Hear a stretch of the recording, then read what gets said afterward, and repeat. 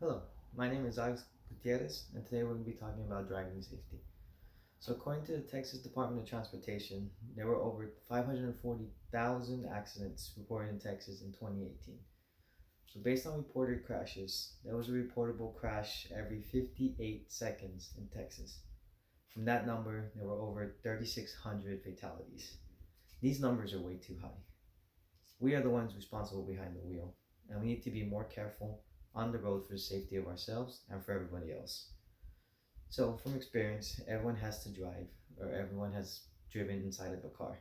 It has become a necessity and a staple in American society, unless you're fortunate enough to live in a big city that has public transportation. It is a lot of responsibility, but we can limit and prevent accidents as much as we can if we're able to adhere to the highest standards of safety. So, I myself am a driver, as you are, and I've traveled very long distance. And as a side effect, I've learned many of the nuances about driving in different states. I used to drive in North Carolina, so I drove through Louisiana, Alabama, Mississippi, Georgia, and South Carolina. So from that time, I learned a lot about the nuances of road safety and road road rules. So I got to know Texas's rules really well. And so what we need to do as citizens is minimize risk and accidents with our vehicles. We see many accidents and in person and on the news, and these numbers continue to grow unless we are going to do something about it and enforce the laws. So we're going to start off with the first problem, and that is that the entry level exam is way too easy and too many unprepared drivers are being allowed on the road. So to get your license, all you have to do is pass the written and driving test once. That's it, you're done. The test has a 70% threshold to pass, leaving room for you to not fully understand the concepts. If you're taking a driver education course, the written and driving test portion is only about 7 hours of instructional time each, and that will give you a lifetime of usage of a car. So you can take the driving test after obtaining a Texas driver education certificate from a certified driving school. While this seems like a legitimate pathway, I remember from my time taking this class that for our final exam, we had two groups of 20 kids and we split up and played Jeopardy. The loser passed the class and the winner got 100.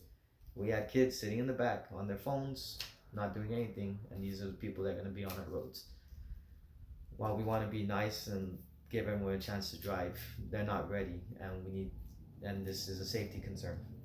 And these are the people that are going to be driving on our roads uneducated. But all the rules of the road and effective driving techniques are available online. And like I said, the Texas Driver's Handbook is online for anyone to use.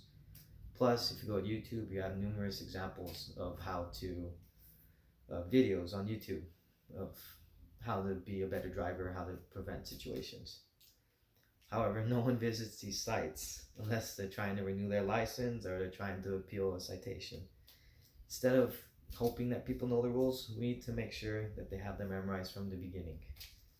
So even though driving has become a staple in our society, that doesn't mean the process has to be streamlined for easier access. Many people don't know all the rules, and they need to know because it's costing lives and money. So, having such an easy system leads to errors on the road, and these errors lead to dangerous accidents, even fatalities. In 2018, there were over 249,000 reported injuries on roads involving motor vehicles in Texas alone, according to the Texas Department of Transportation. There was not a single deathless day in 2018. Auto insurance is profit off these risks associated with driving because of our tendencies to make mistakes. That's how dangerous driving has become, where insurance companies can make huge profits off of us. You can't even get a license without insurance at this point because statistically you are going to get in an accident in your lifetime. And then as humans, we're all direct observers of how laws are broken because we do it ourselves and we see it happen every day. We're all guilty. I was reading an article by Miss Custer in Valley Central where she was discussing the backlash for the median down 10th Street from Trenton to University. So the median is installed to promote safety, to prevent people from turning in on both sides and running into each other, and it streamlines traffic and has a barrier in case you go over to not hit the traffic coming in the other direction. However, people were mad because it is a bad habit and a terrible tendency for people to turn into the middle lane, and that is against the law. You see people do it all the time to beat traffic, and they get stuck there and they signal in. There's nothing more terrifying when you're going down the road and you have another person turn in towards you like they're going to hit you, but they turn into the middle. There's even a website on reddit.com with a section specifically tailored about people's terrible driving habits. This page, called Idiots in Cars, has over 1.4 million followers of people that check in daily to see how bad of drivers people can be. Poor driving is an epidemic and it needs to be fixed. So it is clear that our current system isn't viable if lives are continually being lost. While we can't physically control people behind the wheel, we can mandate they are more thoroughly prepared to ensure safety for everyone on the road. So transitioning, the solution I propose is to create a safer driving environment for everyone is to require a rigorous entry exam that fully details what is expected of a good defenseless driver. Plus, this test has to be administered periodically to ensure rules aren't being forgotten. So having an entry-level exam for competence is not anything new. You see it used in a lot of other professions, like the MCAT to get into law school, taking the bar to get your license to practice. Being a CPA requires a rigorous exam, the SAT to get into college. Utilize these to see if people are proficient enough in the subjects they're going to partake in.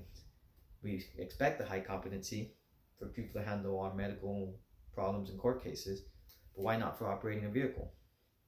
Other people's lives are at risk, so it is equally as important. So with that being established, I propose a method to continuously administer a test to ensure driving citizens are upholding the laws and not forgetting them. So license expire every 6 years. So the driver, when they get their license renewed, should have to take the current rigorous exam to ensure that they are able to uphold to the laws that from before and the new ones that are being implemented. This will ensure that all these laws are ingrained into our brains and that they aren't forgotten and they become second nature. That is the ultimate goal. We want to make sure everyone is practicing safety, and it's the main reason why we drive. We don't drive to hurry somewhere. It is a privilege that we all have, and we need to make sure we're doing it responsibly.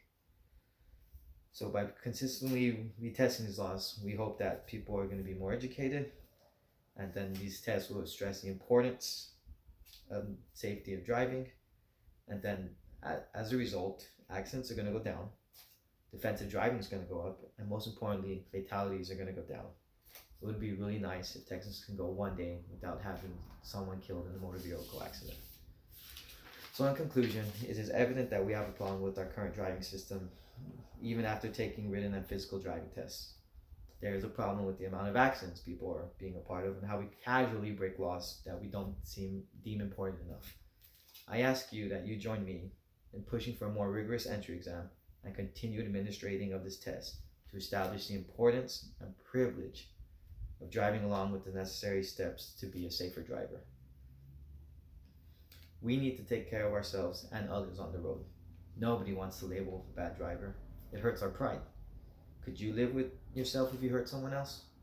The fees and the guilt will follow you for life.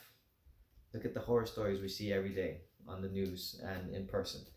We brush them away because it has become normalized, and this is a problem we will no longer ignore.